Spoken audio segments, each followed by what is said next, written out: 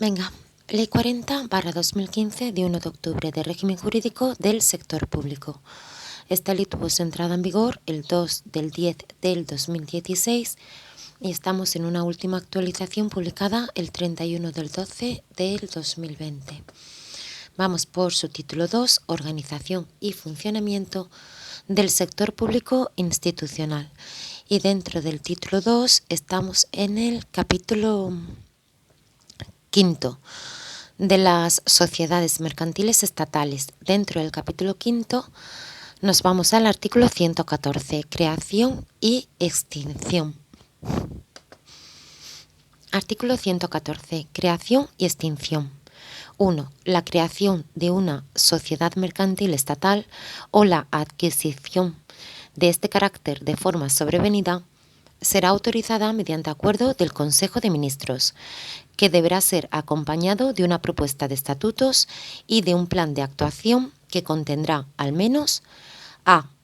Las razones que justifican la creación de la sociedad por no poder asumir esas funciones otra entidad ya existente, así como la inexistencia de duplicidades.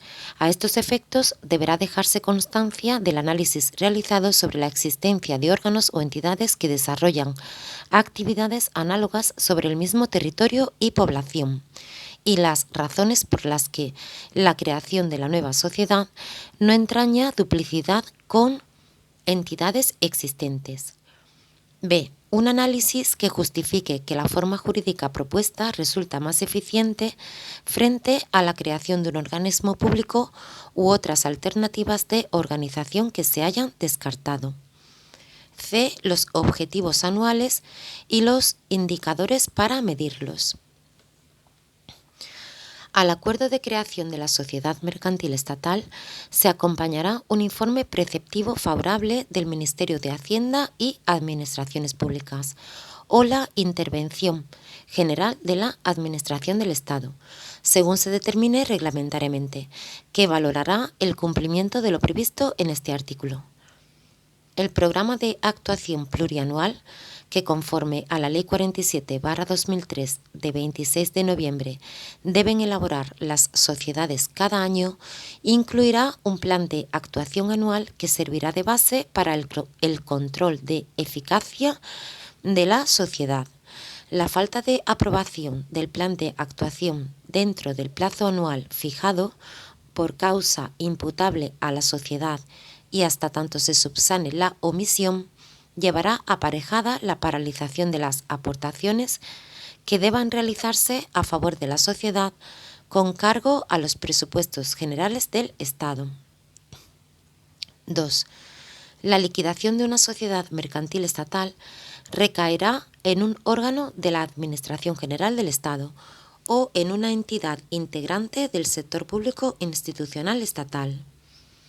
La responsabilidad que le corresponda al empleado público como miembro de la entidad u órgano liquidador será directamente asumida por la entidad o la Administración General del Estado que lo designó, quien podrá exigir de oficio al empleado público la responsabilidad que, en su caso, corresponda cuando concurra dolo, culpa o negligencia grave conforme a lo previsto en las leyes administrativas en materia de responsabilidad patrimonial. Artículo 115.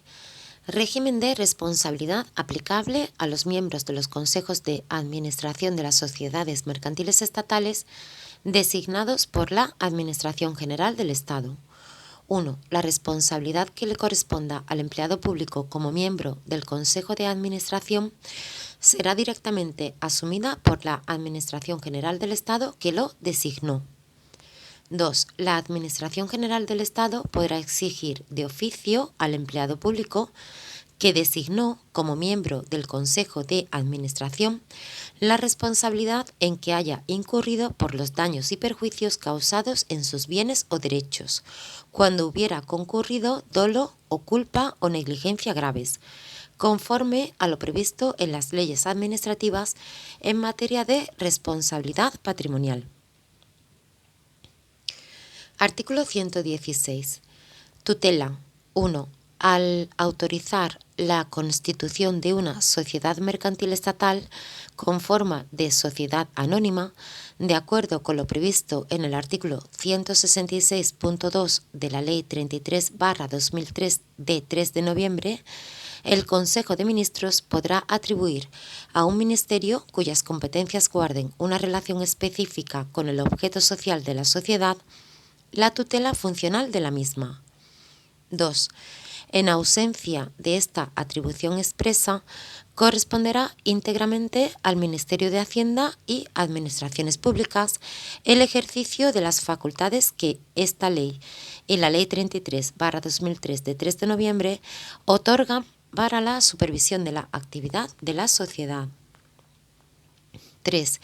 El Ministerio de Tutela ejercerá el control de eficacia e instruirá a la sociedad respecto a las líneas de actuación estratégica y establecerá las prioridades en la ejecución de las mismas y propondrá su incorporación a los presupuestos de explotación y capital y programas de actuación plurianual, previa conformidad en cuanto a sus aspectos financieros de la Dirección General del Patrimonio del Estado, si se trata de sociedades cuyo capital corresponda íntegramente a la Administración General del Estado o del organismo público que sea titular de su capital.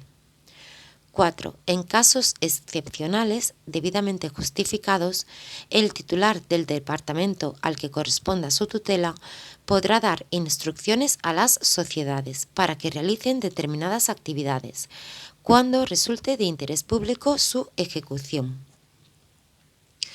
5. Cuando las instrucciones que imparta el Ministerio de Tutela impliquen una variación de los presupuestos de explotación y capital, de acuerdo con lo dispuesto en la Ley 47/2003 de 26 de noviembre, el órgano de administración no podrá iniciar la cumplimentación de la instrucción sin contar con la autorización del órgano competente para efectuar la modificación correspondiente. 6. En este caso, los administradores de las sociedades a las que se hayan impartido estas instrucciones actuarán diligentemente para su ejecución y quedarán exonerados de la responsabilidad prevista en el artículo 236 del Real Decreto Legislativo 1/2010 de 2 de julio, por el que se aprueba el texto refundido de la Ley de Sociedades de Capital, si del cumplimiento de dichas instrucciones se derivaren consecuencias lesivas. Bien, en este artículo 116, tutela, en el punto 1 dice: al autorizar la constitución de una sociedad mercantil estatal con forma de sociedad anónima, de acuerdo con lo previsto en el artículo 166.2 de la Ley 33/2003 de 3 de noviembre, el Consejo de Ministros podrá atribuir a un ministerio cuyas competencias guarden una relación específica con el objeto social de la sociedad la tutela funcional de la misma. Bien, pues dice, de acuerdo con lo previsto en el artículo 166.2 de la Ley 33/2003 de 3 de noviembre. Bien, esta ley, la Ley 33/2003 de 3 de noviembre, del patrimonio de las administraciones públicas, tuvo su última actualización publicada el 31 del 12 del 2020. El artículo 166, que se titula Ámbito de aplicación, está dentro del capítulo 1, Disposiciones Generales, dentro del título 7, Patrimonio empresarial de la Administración General del Estado. Y su punto 2 dice: las sociedades mercantiles estatales con forma de sociedad anónima, cuyo capital sea en su totalidad de titularidad directa o indirecta de la Administración General del Estado o de sus organismos públicos, se regirán por el presente título y por el ordenamiento jurídico privado, salvo en las materias en que les sean de aplicación la normativa presupuestaria, contable, de control financiero y de contratación. Bien, Si volvemos a nuestra ley, a la ley 40/2015, a nuestro artículo 116, tutela, en el último párrafo, en el punto 6, dice: en este caso, los administradores de las sociedades a las que se hayan impartido estas instrucciones actuarán diligentemente para su ejecución y quedarán exonerados de la responsabilidad prevista en el artículo 236 del Real Decreto Legislativo 1/2010 de 2 de julio, por el que se aprueba el texto refundido de la Ley de Sociedades de Capital, si del cumplimiento de dichas instrucciones se derivaren consecuencias lesivas. Bien, este artículo 236 del Real Decreto Legislativo 1/2010 del 2 de julio, por el que se aprueba el texto refundido de la Ley de Sociedades de Capital, se titula Presupuestos y extensión subjetiva de la responsabilidad. Y dice: 1. Los administradores responderán frente a la sociedad, frente a los socios y frente a los acreedores sociales del daño que causen por actos u omisiones contrarios a la ley o a los estatutos o por los realizados incumpliendo los deberes inherentes al desempeño del cargo, siempre y cuando haya intervenido dolo o culpa. La culpabilidad se presumirá, salvo prueba en contrario, cuando el acto sea contrario a la ley o a los estatutos sociales. 2. En ningún caso exonerará de responsabilidad la circunstancia de que el acto o acuerdo lesivo haya sido adoptado, autorizado o ratificado por la Junta General. 3. La responsabilidad de los administradores se extiende igualmente a los administradores de hecho. A tal fin, tendrá la consideración de administrador de hecho tanto la persona que, en la realidad del tráfico, desempeñe sin título, con un título nulo o extinguido, o con otro título, las funciones propias de administrador, como en su caso, aquella bajo cuyas instrucciones actúen los administradores de la sociedad. 4. Cuando no exista delegación permanente de facultades del Consejo en uno o varios consejeros delegados, todas las disposiciones sobre deberes y responsabilidad de los administradores serán aplicables a la persona, cualquiera que sea su denominación, que tenga atribuidas facultades de más alta dirección de la sociedad, sin perjuicio de las acciones de la sociedad basadas en su relación jurídica con ella. 5. La persona física designada para el ejercicio permanente de las funciones propias del cargo de administrador, persona jurídica, deberá reunir los requisitos legales establecidos para los administradores. Estará sometida a los mismos deberes y responsabilidad y responderá solidariamente con la persona jurídica administrador.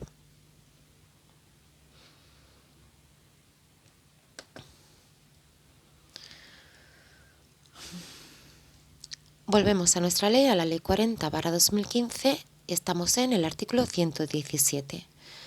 Régimen presupuestario de contabilidad, control económico, financiero y de personal. 1. Las sociedades mercantiles estatales elaborarán anualmente un presupuesto de explotación y capital y un plan de actuación que forma parte del programa plurianual, que se integrarán con el presupuesto general del Estado. El programa contendrá la revisión trienal del plan de creación a que se refiere el artículo 85. 2. Las sociedades mercantiles estatales formularán y rendirán sus cuentas de acuerdo con los principios y normas de contabilidad recogidos en el Código de Comercio y el Plan General de Contabilidad y disposiciones que lo desarrollan. 3. Sin perjuicio de las competencias atribuidas al Tribunal de Cuentas, la gestión económico-financiera de las sociedades mercantiles estatales estará sometida al control de la Intervención General de la Administración del Estado. 4. El personal de las sociedades mercantiles estatales, incluido el que tenga condición de directivo, se regirá por el derecho laboral, así como por las normas que les sean de aplicación en función de su adscripción al sector público estatal, incluyendo siempre entre las mismas la normativa presupuestaria, especialmente lo que se establezca en las leyes de presupuestos generales del Estado.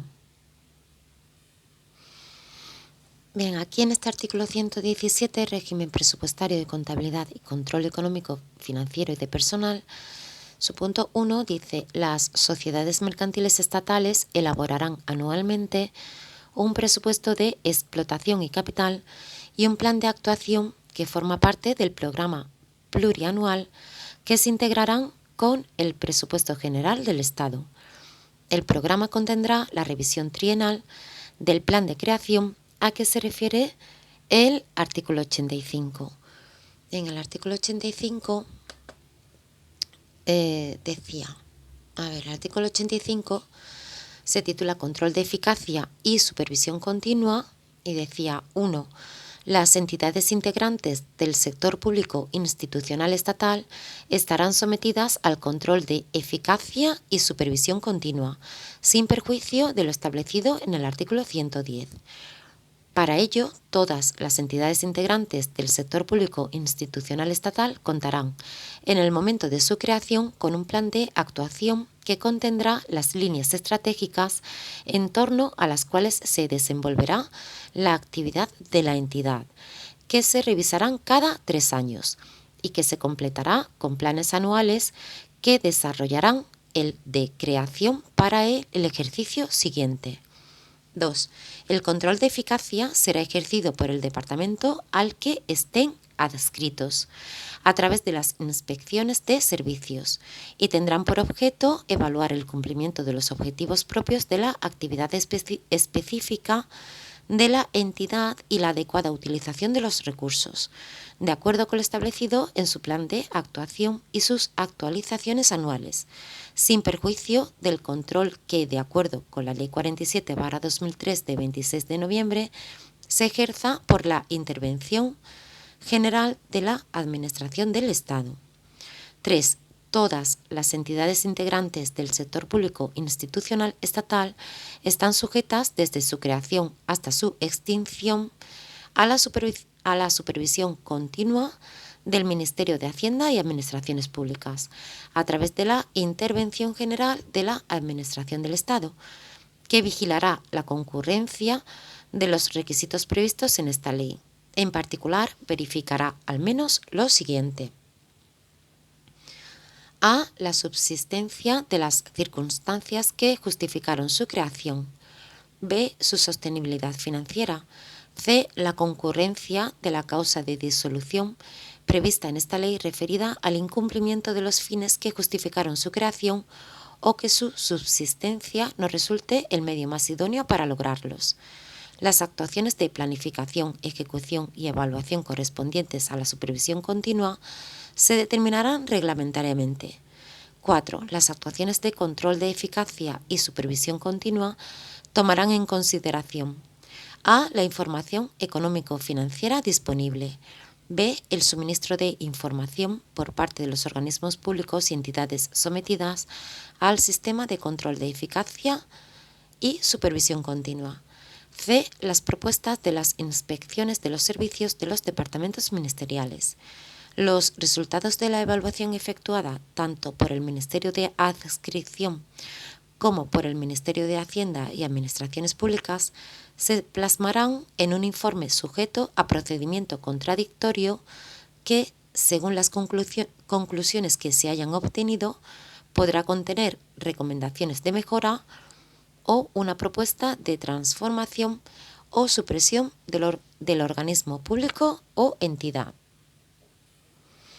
Bien, pues aquí lo dejamos. Ánimo.